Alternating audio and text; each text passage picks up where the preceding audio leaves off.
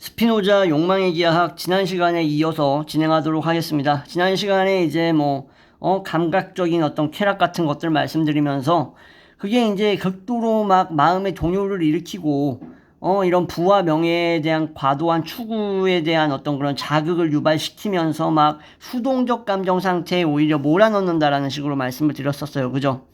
그래서 결국 간헐적이라는 것을 명심해야 된다라는 거죠. 무엇이? 감각적 쾌락이. 그래서 간헐적인데 여기서 영속성을 찾으려고 하는 시도가 이게 얼마나 어리석으냐는 거예요. 얼마나 어리석냐.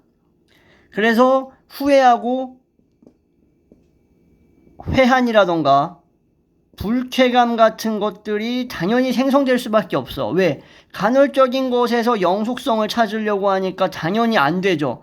안 되니까는 욕망이 실현되지 못하고 그래서 후회가 일어나고 불쾌감이 느껴지는 건데 이런 거를 가져오는 거에 있어서 뭐예요? 결과적으로 개인의 욕망의 추구가 사회적 문제까지도 이어질 수 있다라는 사실이 정말 안타까운 부분이다라고 볼 수 있는 거죠. 그냥 너 혼자서 잘 먹고 잘 살고 잘 싸고 잘 자고 하면 상관이 없는데 그게 이제 너의 개인적인 욕망 추구가 그거를 넘어서 가지고 안 좋은 역기능, 나비 효과를 불러일으키면서 사회 온갖 곳곳에 아주 이상한 더러운 그런 흔적을 남기고 돌아다니니까 그걸 유발시키니까 그게 이제 부와 명예에 지나친 추구가 한심하게 된다. 결국 모두에게 악으로 돌아온다라고 볼 수 있는 거겠죠. 그래서 거기에 뒷받침되는 것들 질투라든지 오만함이라든지 또 뭐가 있을까요, 여러분들? 실책 같은 것들, 이러한 것들로부터 유발되는 것들이 막 서로 연결되면서 어떻게 되는 거야? 그냥 인간, 즉 개인의 삶이 되게 곤란하게 된다, 혼란스럽게 된다라는 거죠. 근데 이러한 상황들은 우리가 잘 생각을 해보면 욕망 주체가 뭐예요? 스스로를 자유롭다라고 여기는 것도 문제의 원인이라고 볼 수 있는 거예요. 왜냐? 자기가 되게 자유롭다라고 생각하는 생각은 이 자연의 입장에서 봤을 때 여러분들 어떤 생각이에요? 오만한 생각이에요. 적어도 단독자는 말을 함부로 하고 생각 없이 내뱉는 것 같지만 그 속에는 아주 깊은 뜻과 풍자적이고 아주 조롱적인 의미들이 많이 섞여 있어요. 그리고 촌철살인적인 부분들이 내포되어 있단 말이야. 그냥 무지성으로 오만한 게 아니란 말이야. 그리고 항상 단독자는 자연 앞에서 겸손해.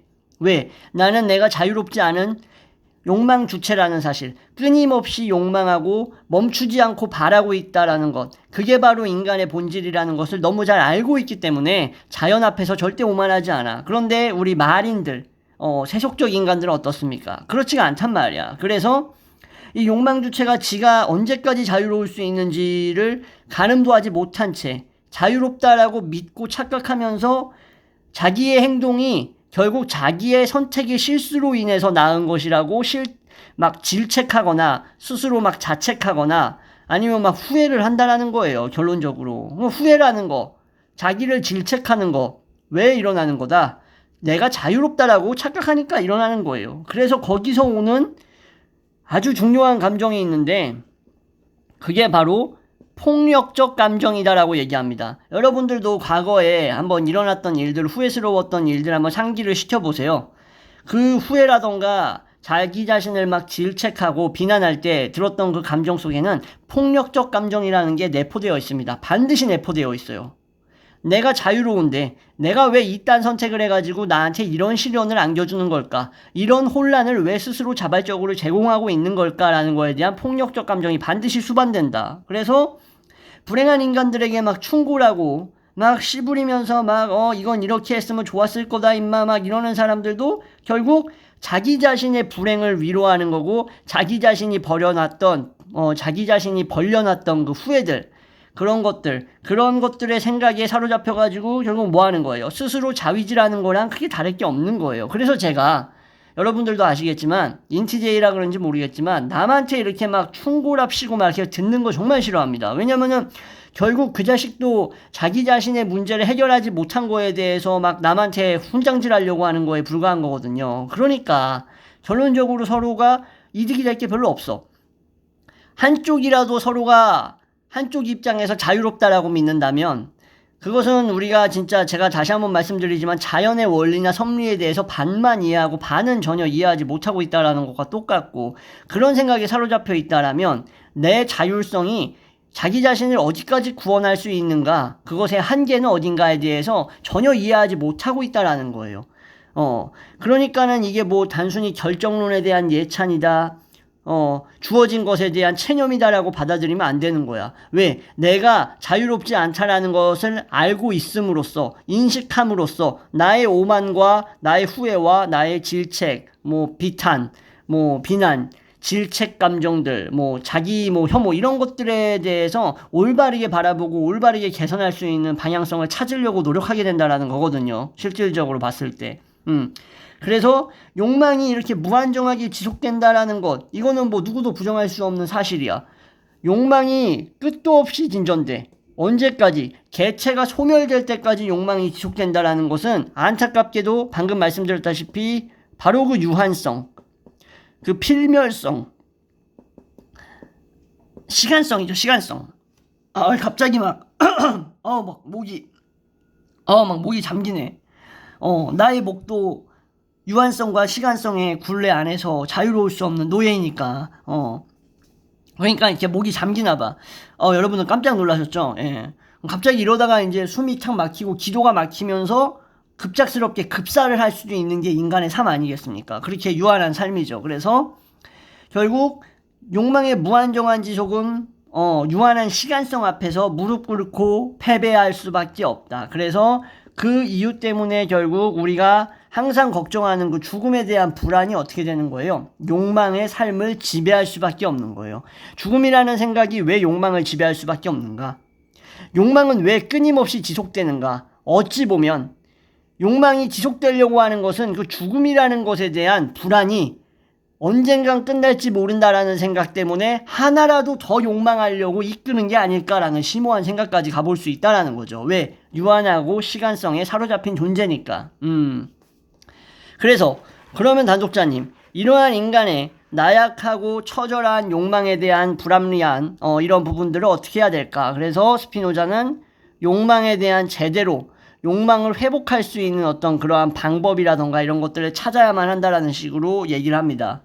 스피노자는 그러면은 이러한 욕망과 관련된 수동적인 감정 상태라고 얘기했죠. 제가 능동적인 게 아니라 수동적인 거예요. 수동적인 감정 상태로부터 자신의 힘을 회복해야 된다는 거예요. 힘은 무슨 힘이에요? 수동적 감정에서 탈피할 수 있는 힘이지. 벗어날 수 있는 힘. 그리고 욕망에 찌들어 있을 때, 욕망에 절여져 있을 때는 절대로 올바르게 볼 수가 없었던 것, 수동적 감정과 욕망에 찌들어 있을 때는 올바르게 볼 수 없었던 것들을 자연적이고 필연적으로 받아들이면서 이 수동적인 충동, 이것들을 제어할 수가 있어야만 행복해질 수 있다는 거예요. 결론적으로. 그래야만 기쁠 수 있다는 거야. 이렇게 하기 위해서는 저기 자이나교라던가 아니면 저기 동남아시아 쪽에 있는 소승불교에서 행하는 그런 고행 방법을 해야 된다? 그런 얘기를 하는 게 절대 아니죠, 스피노자는. 그죠? 이렇게 하기 위해서는 그냥 내 감정 상태가 지금 좆같다. 난 지금 질투심이 들어서 돌아버릴 것 같다. 난 지금 막 분노에 사로잡혀가지고 미쳐버릴 것 같다. 라는 인식을 하는 것만으로는 불충분하다. 다시 한번. 내 감정 상태를 인식하는 것만으로는 불충분하다. 뭐가?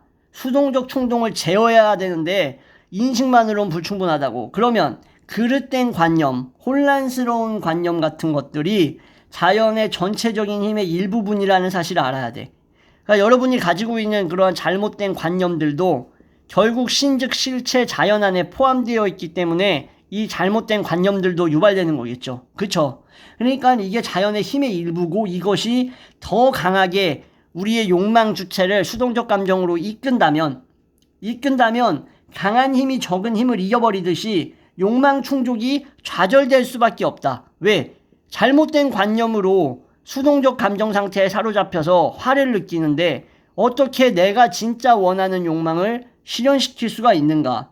이게 좌절될 수밖에 없는 거죠. 그래서 관념들이 지니고 있는 이러한 자연적인 성격들, 자연적인 성격이라고 하면은 거부할래야 거부할 수 없이 떠오르는 것들, 이런 것들이 자연성인데, 관념의 자연성, 이것이 욕망 주체가 자기가 느끼고 있는 감정 상태의 유용함 이런 거에 대해서 인식을 하고 있다고 해도 욕망 주체, 즉 인간이 지가 느끼는 감정에 대해서 올바르게 인식하고 있다고 해도 뭐라고요? 수동적 감정에 휘말리게 만든다고. 왜? 잘못된 관념은 항상 유발될 수 있으니까. 욕망 때문에 유발될 수도 있는 거고 다른 것 때문에 유발될 수도 있지만 어쨌든 그것들은 수동적 감정 상태라는 것 때문에 올바르게 욕망을 회복하려고 하는 것을 방해하겠죠. 그겁니다. 그래서 지식의 증가는 해결책이 될 수 있을까요? 이거에 대해서 실질적으로 지식이 겁나 많이 늘었어. 단독자만큼 지식이 늘었어. 그러면 내가 이 수동적인 감정 상태로부터 벗어날 수 있어? 제어할 수 있어? 그렇지 않다. 지식만으로도 안 된다. 왜? 지식이 아무리 참된 인식을 갖고 있다고 해도 후회할 만한 것들을 계속 유발시키는 그 관념, 그러한 것들은 고통을 증가시키게 만들어. 관념은 결국 고통을 증가시키고 충족되지 않는 욕망 때문에 괴롭게 만들어. 그러면 다시 수동적 감정 상태로 돌아가는데 지식을 갖고 있으면 뭐하냐? 지식으로 이걸 인식하고 있으면 뭐하냐는 거예요. 맞는 말이죠. 그래서 그럼 이 모든 걸 종합해 봤을 때 수동적 감정 상태 어떻게 해야 되는 거야? 이러한 질투, 분노 이런 것들을 자기 의지나 인식만으로 돼야 안 돼요. 한 번에 치유한다라고 하는 것은 어불성설이라는 거예요. 여기 납득이 되시죠? 여러분들이 내가 분노 느끼고 있구나, 내가 질투 느끼고 있구나, 내가 배신감 느끼고 있구나 인식했어. 치료돼? 치유돼? 안 된다는 거예요. 그럼 더 강한 감정, 선이나 유용성에 대한 인식들, 무엇이 유용한가에 대한 인식, 무엇이 나에게 선인가에 대한 인식, 무엇이 나에게 더 강렬하게 내 감정을 지배하는가에 대한 그러한 인식 같은 것들이 뭐 해야 돼요? 응? 강렬하게 제어시킬 수 있어야 돼요. 뭘 제어시켜야 돼요? 수동적인 상태를 제어시키고 이걸로부터 이겨야 되는 거예요. 그죠? 이성의 자연적 힘이 수동적 감정 상태와 자연적인 이러한 충동을 어떻게 해야 되는 거예요? 이길 수 있을 정도로 강해야 된다라는 거예요.